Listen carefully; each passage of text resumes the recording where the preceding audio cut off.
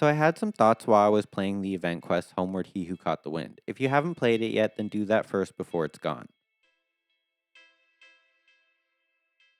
But anyways, I started to think back to the video Another Prologue, where Varka looks into Barb's scryglass and sees that he's fated to fight Dvalin alongside Barbados.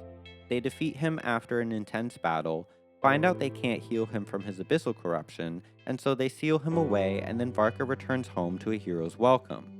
But then he also sees an abyssal apocalypse on the horizon, coming from the north that eventually reaches all the way to Mondstadt.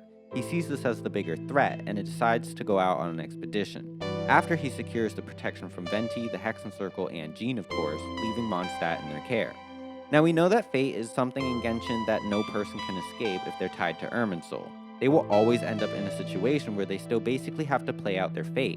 This was confirmed by the whole Durin fate situation. The only way we know fate can be changed is by somebody who isn't tied to Irminsul or someone with admin privileges like Columbina as the Trilune Goddess or Dodore as a madman. So even though Varka is framed as someone who changed his fate, that might not actually be the case, and I think this is why. Even though yes, Varka looked through Barb's scryglass where he saw his fate and the future of Teyvat, remember, Barbeloth said in Hydromancy one sees what they are fated to see. So Varka seeing that vision was also a part of his fate, and him choosing to abandon becoming the hero in order to face the bigger threat aligns perfectly with who he is as a person. So I also believe he was fated to choose the expedition over the Dvalin crisis. You could argue it's possible that he would have stayed to defeat Dvalin, but that would lead us to the alternate reality we experience in Alice's bubble world anyways, because he wasn't fated to kill Dvalin only to defeat him and have Barbados seal him away. So ultimately, Teyvat would still have succumbed to an abyssal apocalypse. Like Varka said, maybe you've never put two and two together, but what you did in Natlan also helped reduce the threat of the Wild Hunt. If Natlan's crisis hadn't been resolved, the two abyssal powers might have joined forces at some point, making our situation even more dire. Ultimately leading to the abyssal apocalypse Varka saw in Barb's scryglass, and the whole reason he went to Nodcry. So no, I don't think Varka changed his fate. His fate was to open up an opportunity on the chessboard for a variable to enter and disrupt the game.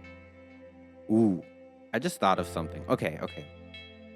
Tell me if this is reaching. But Genshin does use chessboard as a visual reference to this game, right? Like the Gnosis are chess pieces. The opening of Knights Lazo uses like a chessboard. This is gonna sound crazy. But what if after the Heavenly Principles started hibernating, key players in certain positions decide, okay, let's play chess against fate, right? And then the participants are the Tsaritsa and the Fatui, the Abyss Order and our sibling, and then us. Except in our case, we're like the wild card that hasn't been played by whoever Asmodee is loyal to. Asmodee kept us in a stasis till the point came where Varka would leave an opening on the chessboard to introduce a variable to disrupt the game because he was fated to do so. I feel like I could go deeper on this. I don't know. Comment, let me know what you think. My chair is breaking. Don't forget to like and subscribe for more, and I'll see you next time. Bye.